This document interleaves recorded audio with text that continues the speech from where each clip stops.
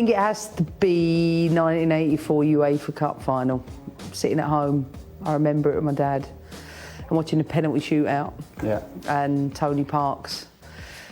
I was only 8, but it sticks in my mind because it was so dramatic in its ending. And I just remember the crowd spilling over. I mean, you imagine back in the days when you had standing. Yeah. It was a really strong memory for me. And was it then straight away you was like, I love football? Oh yeah, if I could have got inside the television, I would have. There's no doubt. I would have been through. And you were a good player, weren't you, back in the day? Technical player. Yeah. Technical player. It's so hard for me to remember myself as a football player because it's so long ago. But I just remember the sadness of just not being able to compete. Was that because of an injury, wasn't it? Yeah, I lost my cartilage on my ankle. That's a pretty big injury, isn't it? Painful. 2, Diego Maradona. I mean, I sobbed even the day he died. I really did. But 1986 just will live with me forever. I know we got all the two sides of the argument, but footballing genius. And I even followed him when he played for Napoli. But Glenn Hoddle, the maestro. Legend. Maestro.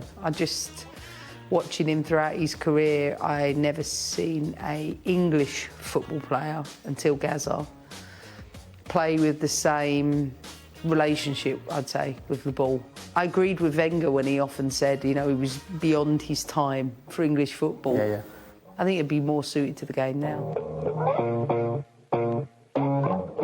Probably when I moved to America, I sort of went there with the intention I was going to crack it. I didn't necessarily think I'd be where I am now, but I just went to go and just immerse myself in American football landscape, and it's very, very different to here. In what way? Probably more inclusive, and I always felt like, you know, you're not coming from a place where women's football, girls' football was second class. Right. And for that reason, with everything being more equal, I think it gave me more confidence. I got on a train. Yeah. And not many people know this, but you can get off at the train station at Cobham. You I can do cut know that through the back. the little cheeky back. I've seen it. And I came here and I walked down this pathway on this incredible site, and I just saw endless possibility. All I kept thinking was, this is where I'm supposed to be, this is my calling.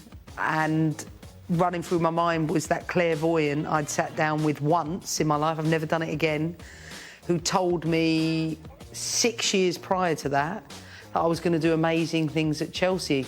And I said, I'm not here to talk about Chelsea. Way. Serious? Yeah, serious. And I was there to decide between a job in St. Louis and Chicago or whether to stay at Arsenal. And she said, but you are going to do amazing things at Chelsea. And I was like, I'm not even here to talk about Chelsea. What are you on about? So 6 years later, when I did that walk, and I've never gone back because I'm terrified that she's going to tell me things I don't really want to know. But the one and only time I did it, she was very clear that Chelsea was in my future. FA Cup final. Biggest audience, I think, in an FA Cup final might have been, I'd say 45,000 people, quite overwhelming. We were winning 1-0, and I just remember it taking an eternity for the clock to tick down. Yeah. And then the game ended, and I just remember looking up to Bruce Buck, I think, because I love this badge. Yeah. And before I knew it, Katie Chapman had come through the back of me. And I just remember this feeling of whiplash, which I did have the following morning. No, she probably done you. And she was like, we did it. And I thought, winning the first trophy at a club, I'm not sure there's too many more special moments than that, but I never felt like that at the time. What was the party like? Incredible. Yeah. Oh my goodness, I remember it.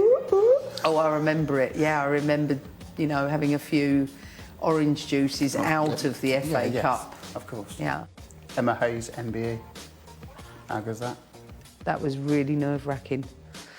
I remember crying after I met the Queen because I was so anxious about it. I was so anxious I didn't know how to curtsy. I didn't want to do anything wrong. And when I did and I walked out, I just burst into tears because I was so overwhelmed with being at Windsor Castle and the experience of meeting the Queen. Yeah. It's not like we don't do that every day. And to do that with my mum and dad there, if my son could have been there, that would have been even better, but he weren't born yet. Yeah, absolutely class, and you deserve it. Thank you so much for your time. Appreciate it. Cheers. Cheers.